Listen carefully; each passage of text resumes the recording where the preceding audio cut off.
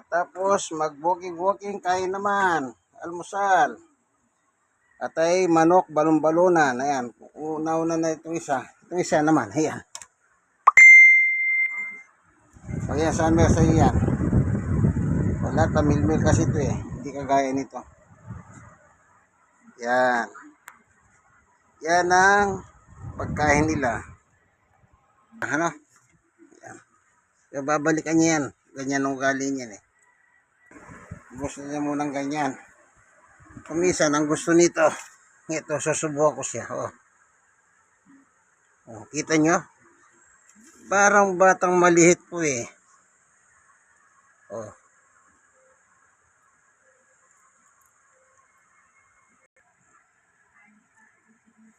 Yan. Ang gusto ko minsan, sinusubuan parang binibaby. Si Summer po ito. Ito pagkain ni Winter ito. Ayan o.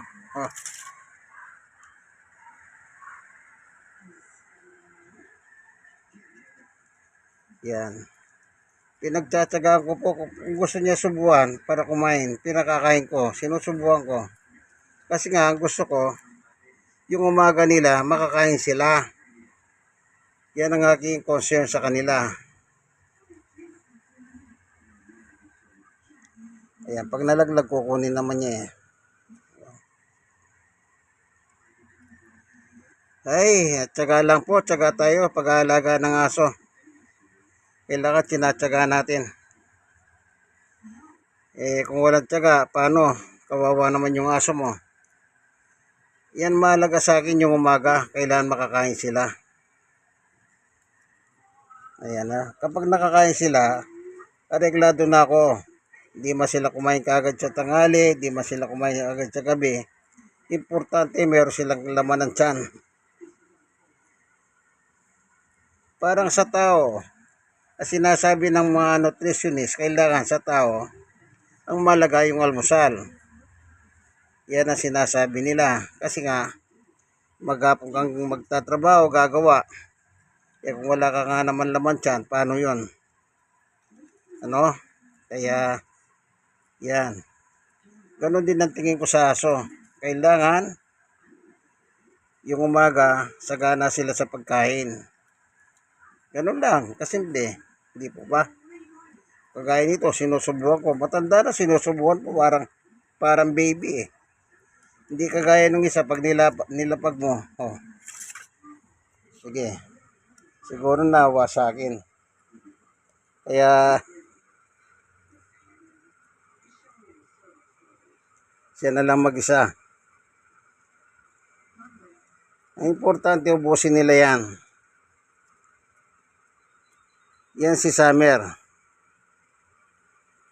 Pagkatapos niya, sigurado matutulog yan. Yan ang ugali niya, kaya mataba siya eh.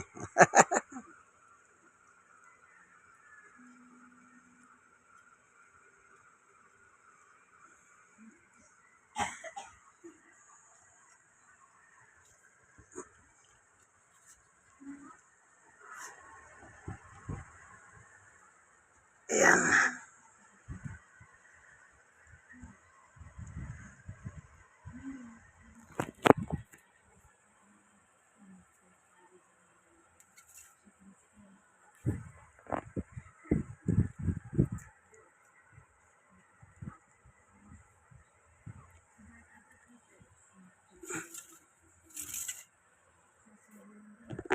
Yung isa.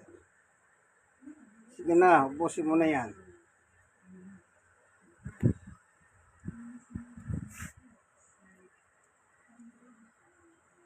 Sige, ubusin ni Summer lahat yan. Sige ka. Pag hindi mo pabinanatan yung parte mo. Pag lalapit dyan, magagalit sa'yo yan. Kung lalapitan, minsan wala sa kondisyon yan, nagagalit sa'yo. Yan. Kasi aso sila eh. Minsan nagagalit itong si Summer kay Winter. Sinusugod niya. Hindi, wala naman pananakit kanya lang. Parang teritoryo ko ito. Parang ganun ba, territory style. Yung sa kanya, yan. Siguro naawa sa akin sa subo-subo kaya siya na nagpusa. Alam niyo po, pag-aalaga ng aso hindi ganun kadali. Ako napag-aralan ko. Itong mga ganitong klaseng aso, sityo sila, pero mababait silang dalawa. Yan, 4 na taon na yan. Oo. Anong gusto mo? Yung sa kanya. Samantala ngayon sa'yo, ayan na sa'yo, Winter. O, tignan mo.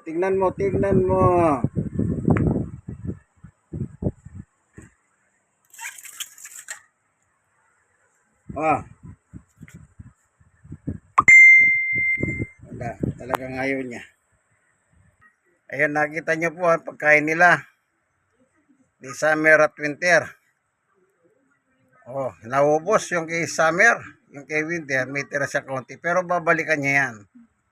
At saka hindi ko pa kakain kay Summer yung tira na yun kasi kay Winter na yun eh. Okay, hanggang dito na lamang ang ating video. Ito po ang inyong kaibigan kay Jesus, Brother Manny Bautista. Bye-bye. Thank you for watching. God bless us all. Share, like. Kayo mga nasiyaran, share nyo po sa iba. Ano po?